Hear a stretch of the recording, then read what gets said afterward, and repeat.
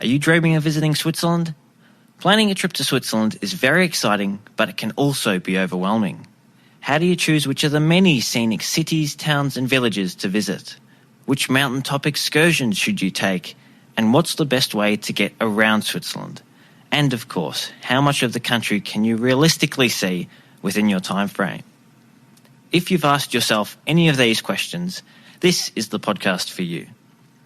This is the Holidays to Switzerland travel podcast, and in each episode, your host Carolyn Schonnefinger chats with Swiss travel experts to answer your most commonly asked questions, provide practical tips, and take you on a virtual visit to the most popular destinations, and of course some hidden gems to help you plan your dream trip to Switzerland.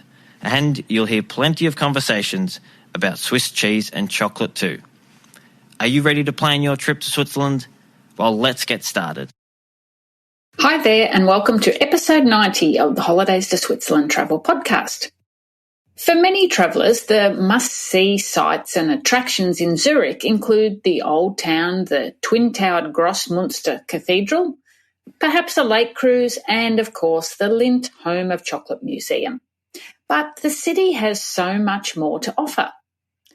In this episode, we'll be uncovering some of the hidden gems and local favourites of Switzerland's largest city.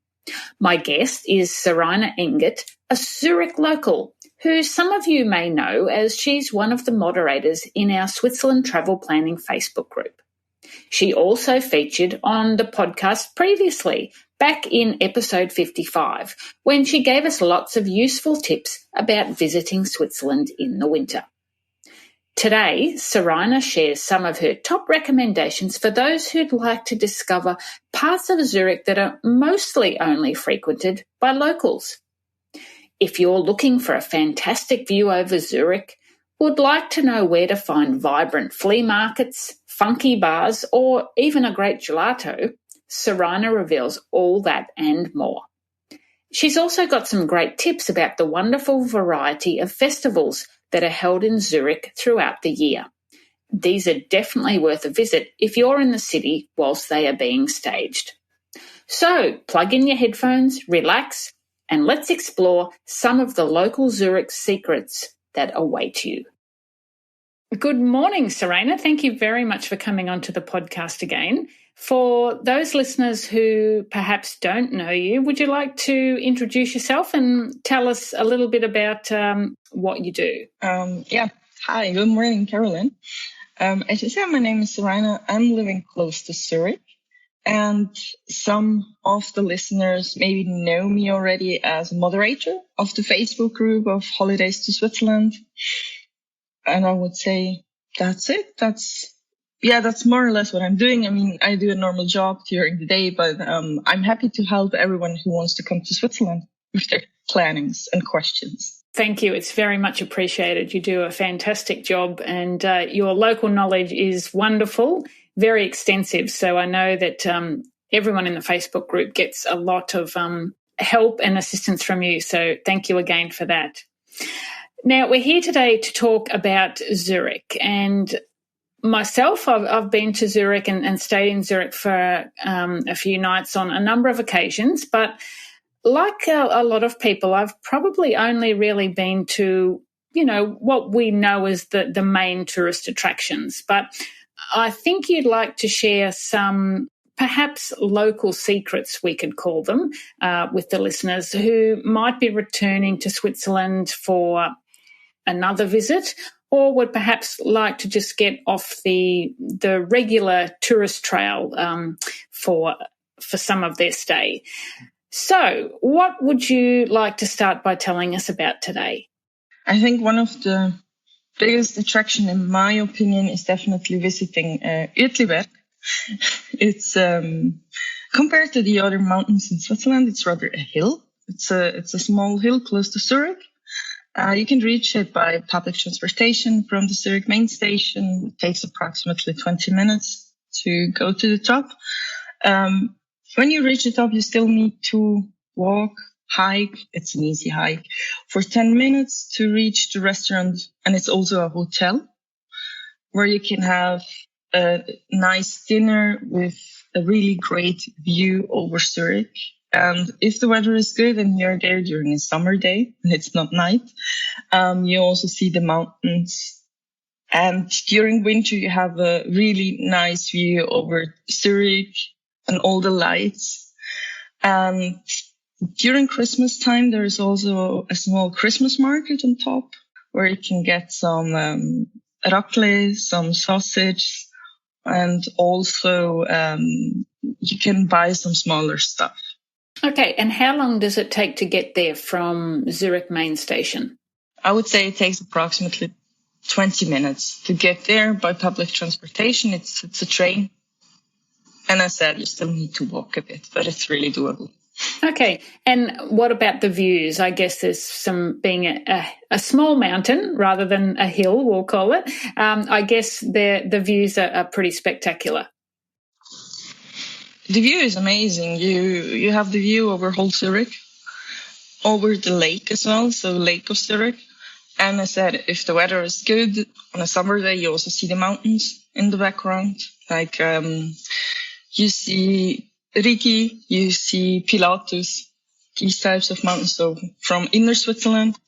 And I mean, if you're really sport enthusiastic, you can rent a bike somewhere in Zurich and go up and do some mountain biking, because it's a famous place for all people living in Zurich to do like hiking and mountain biking and running. Okay, fantastic. That's definitely something worth considering doing when we visit Zurich. All right, so for folks who perhaps don't want to go to Uetliberg, what are some of the other places that they might like to go and visit when they're in Zurich? This is rather a place where most locals are going. Zurich has several districts. It's called, if you are in Zurich and you want to talk to the locals, it's called Kreis. And it's located, so the place I'm talking now about, or the places, are located in the District 5, which is a bit the part where people are going out having fun. Okay. Kind of the party district. Yeah, the District 4 and 5 are the party districts. It's not really about clubbing. It's more about bars, fancy locations, like these urban places, this hipster urban places. Ah, okay. One of the places, for instance, the Freitag Tower. I don't know if it's really famous globally, but in Switzerland, it's kind of a famous brand. And they are producing bags, mainly bags. And the bags, they're I would say it's kind of upcycling. And they built their headquarters of their shop is located in this District 5. It's close to the train station Hartbrücke, so easy to reach by train or even by tram. And it's built from stacked shipping containers. I think that they have 19 stacked shipping containers, and it's rising 26 meters into the air, and it's accessible by the public. And it gives you a really nice view over the whole district there. Okay. And the interesting thing about the bags that Freitag make there, as you said, they're sort of upcycled, but they're made from the tarpaulins from trucks. Is that right? Exactly, yes. So it's really great material for Switzerland because it's raining quite a lot here. And, it gives a good protection against the rain, against the wet. So, yeah. And I think it was 10 years ago or even 5 years. I mean, they are still famous. But 5 years ago, they had really everyone had to have a Freitag bag in Switzerland. Okay. Okay. So even if you're not going to buy one of the Freitag bags, it's definitely worth going and looking at their quite unique shop made out of those shipping containers. Yep. Exactly. Okay. So what else is in that district? Are there other places that you recommend people go and see? If you are anyhow in this district, the Freitag place, right next to it, it's a famous, I would say, outdoor restaurant. It's called Gerol's Garden, and and it's kind of a feel-good oasis. It's really located in the heart of it, also close to the train station Hartbrücke. And you can find there some tiny stores during summer.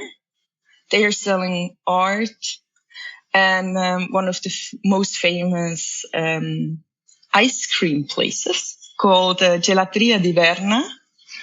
It's I had it this summer several times. It's really good. And during winter, they have different offers. I think in November, December, so at the moment they are kind of organizing high cuisine dinners with 5-star chefs. And when it's getting closer to Christmas, they are also having like a really small Christmas market with different food stands. It's a really nice place to spend some time if you want to relax somewhere a bit in Zurich. I think when we were chatting earlier, you mentioned something about urban surf. That sounds very interesting. Can you tell me more about that? Yeah, it's also located in District 5. It's again, now let me think, it's close to Geroldsgarten. So again, close to the train station. And it's kind of during summer, certainly during summer, it gives like the surfers in the city the option or the possibility to do some surfing. It's an artificial wave, and you can rent the board. And I mean, it doesn't matter if you are a pro or a beginner. You can simply just try it. You can try to surf there, and it's also cool because as a visitor, you have like a bar, like a chill area around the wave where you can have like some drinks, a beer, and watch the surfers and the sunset over the Prime Tower. Okay. So surfing and Switzerland aren't two words that you would normally associate. So it's interesting that and I know there are a few places in Switzerland where you can surf on the rivers, but in Zurich, that's quite something different. Okay. So the Prime Tower, you just mentioned that we can see views of that from Urban Surf. And I think that might be one of the tallest buildings in Zurich. Is that right? It's the tallest building in Zurich, not in Switzerland, but in Zurich. And it was completed in 2011. I think it has 126 meters around that. So it's high. And it's also located in this District 5. And the cool thing is the top floor is open for visitors. There is a restaurant called Clouds, and you can have so for locals, the brunch there is quite famous. The brunch for Sunday, and also the bar where you can have. You don't need a reservation. It's big enough. Normally, it already happened to me that I tried to enter and it was completely full. But I would say during the week, you don't need any reservation. You can simply just drop by and visit the bar on top. Mm-hmm. And is that a good spot to go for sunset views or views of the city lit up at night? Yes, it's really beautiful view you have. I think the special thing about Zurich train station is that it's the biggest train station in Switzerland. It's also kind of a bigger train station in Europe. And it gives you the view over the whole train station and all the tracks. So if you're interested in trains, it's amazing. But also it gives you the view from Hartbrücke, which is located a bit on the west, if I'm not mistaken, and it gives you really the whole view until the lake. Okay, yeah, well, that's definitely something to keep in mind. And the entry is for free, so you only pay for your drink. Perfect. Sounds good. All right, well, let's move on from District 5. Now, I know there's quite a special, I guess you call it a funicular, that goes up from Zurich called the Polybahn. What can you tell us about that? It's Switzerland and Zurich. We have hills, mountains everywhere, more or less. Zurich is built in like place where you have hills on both sides, And on the one side you have the Uetliberg. We talked already about it, and on the other side you have the Zurichberg. And on this side, you also have the University of Zurich and the ETH, which is the Federal Institution of Technology. And to reach these two buildings, especially for students, you have like a cogwheel train, or let's call it a train in the end, which brings you up to these two buildings. And I studied at the University of Zurich, and I use this Polybahn on a daily basis. If you plan to visit the university and the ETH, I just recommend not to go during rush hours because it's really packed. But during the day, it's fine. And you have on top at ETH, you have like a really nice panorama terrace. It also gives you a great view over the city. Okay. Yeah, I know there are great views from up there. I've stayed at a hotel on Zurichberg, and the hotel, the view from the hotel out over the lake and even onto the Alps is just incredible. So that's definitely another place to go for good views. And I think you might have another suggestion for us with where it's a nice place to go and enjoy a meal at a restaurant and take in those views.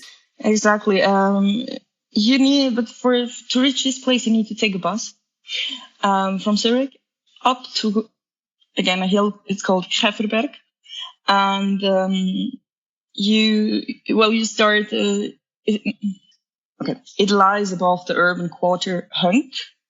And you can also walk there or hike. It's 1 hour. If you hike up there, you get to know Zurich a bit better, because these are more the quiet areas of Zurich. They are also Wipkingen and Hunk. They are also offering already a nice view. And in the end of your hike, you will reach the restaurant Bite. There is a vantage point and the restaurant. The restaurant, I would say, price wise, it's rather expensive because you pay the view as usual in Zurich, but it really gives you a really nice view, and it's definitely less crowded than Uetliberg. Okay, yeah, so that's a good option, and we will include in the show notes the transport options that you've mentioned. So for that place, if people don't want to walk, they can take a bus. So we'll put all the details of how to get to each of these places that you're mentioning. So it's easy for the listeners to get there. All right. So we've had lots of good views over the city. What about looking at the stars? I think there's a place that you'd like to tell us about. Yes, there is the Urania Sternwarte. So Sternwarte means in German like an observatory. And it's, as you said, it's the place to go if you're an astronomy fan. You can somehow reach the stars from there. It's located in the heart of Zurich in the District 1. I know many people are mentioning like visiting the police station in Zurich because it's a famous old building. And if you are already there, the Urania Sternwarte or the Urania Observatory is kind of close by. You can go up there is also a restaurant. It's called, it's rather a bar. It's called the bar Jules Verne. And you can visit this bar for free. Pay for the drinks. But if you want to visit the observatory, there are guided tours. If I'm not mistaken, I think if you want to have a guided tour in English, you still have to request it. The standard tours are still in German. So is there anywhere else, any other places that you think are worth people having a look at? One place I would like to mention is going back to District 5. I know that some people are I saw some questions already in the Facebook group that people are asking for kind of a flea market or, a special place where you can get some smaller things, some souvenirs, but not like the touristy souvenirs. We have 2 places in Zurich I definitely can recommend. One is in the District 5. There is kind of a shopping paradise for secondhand clothes and also kind of designer small things crafted in Zurich. It was a former viaduct for the train. There is still a train, but train tracks, a train route, but they use it now for a place for shops. And it's pretty cool, especially during summer when it gets dark. They also use some different lights for each arch. It's really nice to see. Okay. And is that running all the time, or are the shops only open on certain days of the week? Well, as everywhere in Switzerland, Sunday is not the best day to go shopping. But besides Sunday, the shops are open. Okay. Very good. All right. And is there another flea market that you had in mind? It's on Saturday, but you need to check first before you go, because I think it's not every Saturday, especially not during winter, because it's too cold. But during summer, you have a huge flea market and a farmer's market at the Uetliberg. Uetliberg is where the ships are, or the boats are starting for their cruise in Zurich. And if you go there, you meet, so you see many locals, because it's kind of really a local event, for Zurich people.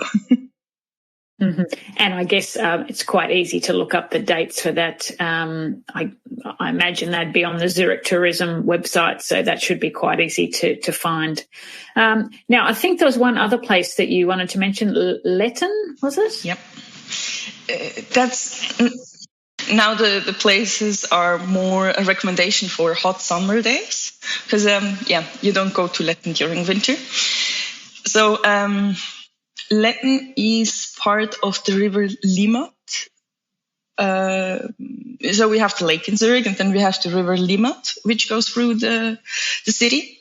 And on hot summer days, people are going to Letten. We have the Oberer Letten and the Untere Letten. These are 2 places close to each other. And both places are offering bathing facilities in the river. Means you can jump in the river and just floating down the river until, not really the end, but I think it's 200, 300, 400 meters. You can let yourself float down and then leave the water again, walk up and do it again, which is famous for during summer in Zurich. Most of the people are going there. Okay, I know the Badis, or the baths, are very popular in Zurich, and so I can see why floating down the river would be very popular too. Okay, well, plenty of ideas there. You mentioned that particularly at that flea market at Uetliberg, that's a great place to see the locals, and I imagine that at festivals, there's that's another good way to mingle with the locals and get a real feel for the for the city and how people go about their daily life. What are some of the festivals in Zurich that you really like to visit? As a visitor, I definitely recommend, if you're in Zurich around April, visit Sechseleuten. It's a centuries-old tradition. And it's normally, I said, I think April, it's in the beginning of spring, but dates are also easy to look up. There are historical costumes members with horses And then you have like bands, flowers, flags. And I think the most famous part of this festive is the Berg. And the burning of the Boog. Exactly. It's the Berg is like a snowman. And it's like a huge snowman on a pile of wood sheets. And in the end, the tradition is the following. Someone is putting this wood staple on fire. And depending on how long it takes, because the Berg, or the snowman, is going to explode in the end. And it depends how long it takes until the Berg is exploding. As longer as it takes, as worse gets the summer. Okay. So if he takes a long time to explode, the summer's going to be no good. That's the tradition, or that's the thought. That's the thought, but I mean, being honest, this year, the Berg took more than an hour, which was the longest ever. We had 3 heat waves. So no one told the Berg that was going to happen. Okay, so what are some of the other festivals? One of the other festivals is called Knabenschießen. This one is hard to translate in English because if I translate it in English, the meaning would be completely different. It's kind of a folk festival, kind of a huge Luna Park. And I think it's the biggest Luna Park in Zurich. And it takes place, if I'm not mistaken, start of autumn, around September. It's really more about having fun, having some fun rides and some roller coasters, spending time together. Okay, and is that held over just one weekend? So like Saturday and Sunday? Exactly. Yeah. Okay. The flower displays, or particularly the roses, you often see lots of photos of those on Instagram at particular times of the year. So can you tell us a bit about those? Because that's something quite worth seeing. Yes, it's kind of the flower fountains. It's something new in Zurich compared to all the other traditions. And it's in the time before Easter, the week before Easter. The fountains in Zurich are kind of full with colorful roses, and they are it's organized by the church in Zurich. So that let's put it this way. It's organized by the churches in Zurich, and I think it's 15 or even more fountains are full with floating roses. And the tradition comes from the years during Corona. The churches in Zurich thought it's kind of a sad time because you need to be at home. You don't have that many joyful events at the moment. So let's put some flowers in the fountains and make people happy. That's such a lovely idea. Yes. You can't help but be cheered up when you walk past one of those fountains full of colourful roses, that's for sure.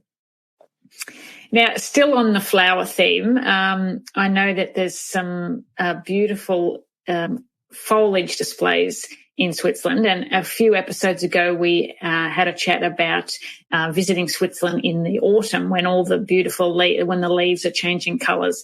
But in spring, the streets are lined with cherry blossoms. Exactly. Are they all over all over the city? So Zurich has a lot of cherry blossom trees, and it's kind of during spring. I think this year, because the spring was rather bad, it was cold and rainy.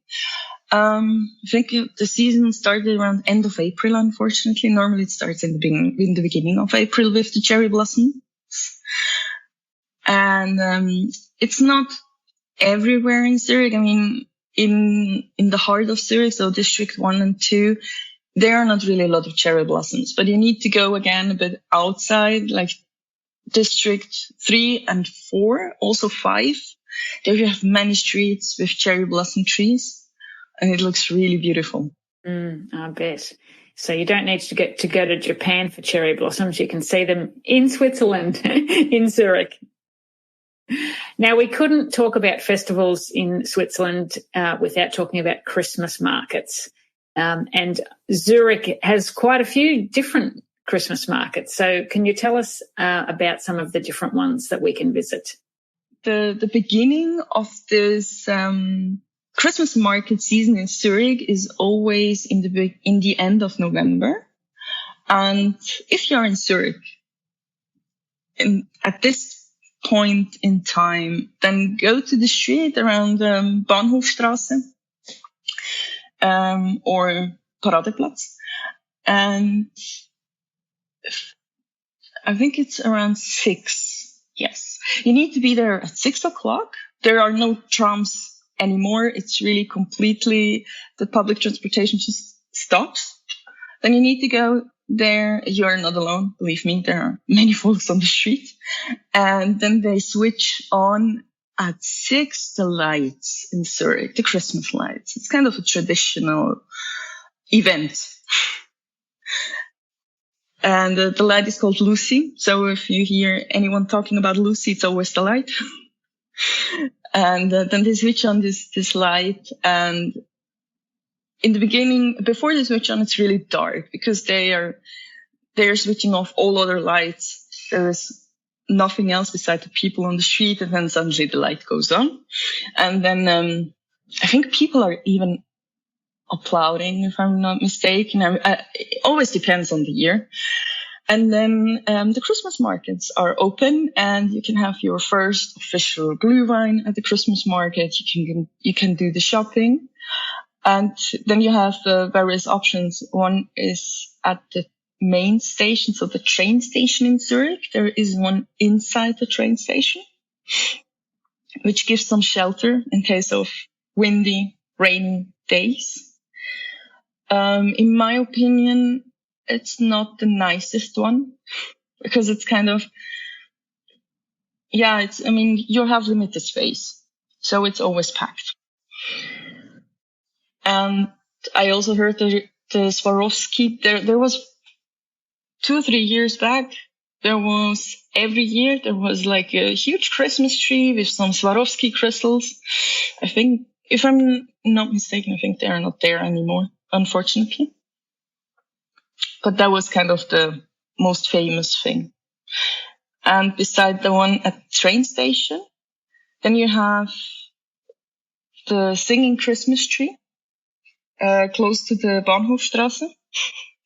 The singing Christmas tree is like a tree-shaped podest for singers. And they're standing then there and singing Christmas songs.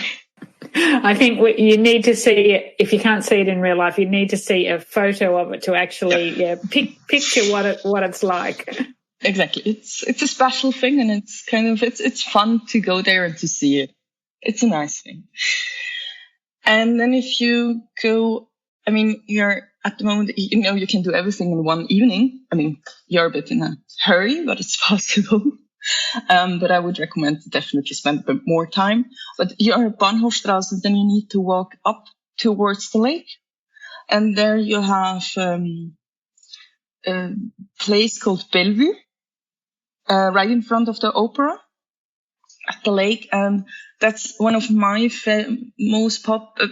most favorite, or that's my favorite Christmas market. You have there the how is it called? The Christmas village. And it's really like a small village with many food stands. It's more, not a really traditional Christmas market like you're used to from Germany. It's more, again, like a hipster Christmas market. It's kind of typical for Zurich. You have small places where they sell, again, handmade, crafted stuff. Not really Christmas related. It's really just handmade. And on the other side, you also have raclette. You have different food options. You also have Asian food options, like dumplings or pho, so the Vietnamese soup. You also get some Israeli food like falafel and all this kind of stuff. Okay, so plenty of options. Plenty of options, exactly. And and as you say, quite different to your glue wine and your gingerbread and your sausages. Exactly. So it's really more like the urban Christmas market. And wonderful. And you have another one, but I think it's not. You need to look up the dates again because it doesn't take place all the time. Because the ones I mentioned now, they really start in the in the end of November until Christmas. And then there is a last one which takes place in Niederdörfli, which is the old town of Zurich. And you walk. In the end, the old town is kind of narrow. So if you want to visit this Christmas market, just be prepared that there will be a lot of people. But it's also a nice one because you walk along the old streets of Zurich and you have, when you walk along the streets, you always have like the small places, where the people earlier days gathered for some information or whatever. And it gives a bit more space than in the narrow city.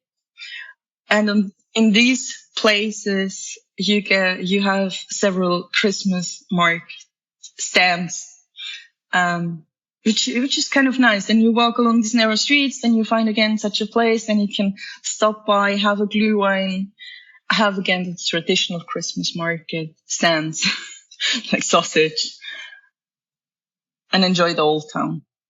Yeah. Well, there's plenty of options, and that's the great thing. As you say, you've got the urban kind of Christmas market vibe at Bellevue, and then you've got the more traditional kind as well. So there's something for everyone, and people can even visit them both and compare them. So that's great to know. We could talk for hours, I think, about all the things to do in Zurich, but I will include links to those different other different festivals as well in the show notes for this. Now, you've given us plenty of different options for things to go and see and do that are a bit off the tourist trail, perhaps. Do you have any other tips for a first-time visitor to Zurich? Well, as a first-time visitor, I would definitely recommend just to visit the touristy spots. Because they are already, there are plenty of them, and you see the city. I would say you see quite a lot of the nice places of the city if you're really following the tourist spots, like Lindenhof, which is a place where you can walk to. Easy to reach, and it already gives you a great view over the city. I'm not a huge fan of Bahnhofstrasse, but I think people need to see it because it's like window shopping, because it's really expensive. Another thing, which is, if you're in Zurich and want to relax a bit, I recommend the Hürlimann spa. I think it's located in an old brewery. And the cool thing is it's famous for its rooftop whirlpool, where you have also a nice view over the whole city and can enjoy a bit your wellness treatments there. Yeah. Any other tips? Yeah, if you're in Zurich and you want to know a bit the city a bit better, I definitely recommend to take the tram 10. It starts at main station, and it's kind of a free.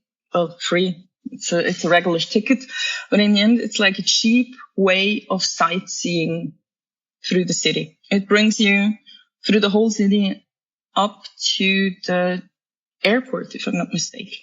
And it's known for because it brings you to the Polyterrasse, the university, and through all these districts. Excellent. So a cheap way to see the real Zurich on the tram. Yeah, fantastic. Well, thank you very much, Serena, for sharing all that with us today. As I mentioned, we'll have all that info in the show notes. So if people have forgotten one of the names that we've talked about or want to find out more, all that info will be in there for them to have a look at. Thanks again for joining us today from Zurich. Thank you for inviting me. We'll chat soon. Bye. Bye. Now that you know about all these wonderful places to visit and things to do in Zurich, have you included enough time in your itinerary to see them all? I love Zurich. It's big enough to offer plenty to do, and it has a friendly vibe. I almost always spend a couple of nights in the city before I fly back home from Switzerland. And next time I'll definitely be exploring some of the places that Serena chatted about today. Uetliberg has been on my must-visit list for ages, so that's a high priority. If you'd like to know more about the places that were mentioned in this episode, you'll find all the details in the show notes. Our website also has lots of articles about Zurich, including accommodation recommendations, how to get from the airport to the city or vice versa, and a suggested 2-day itinerary. Links to those articles will also be in the show notes, which you'll find at holidaystoswitzerland.com/episode 90. Thanks so much for joining me today. If you enjoy the podcast, I'd love it if you could leave a 5-star rating or review on your favourite podcast app. And if you have a friend, family member, or a colleague who is planning a trip to Switzerland soon, please share the podcast with them too. Thank you so much. Until next time, tschüss.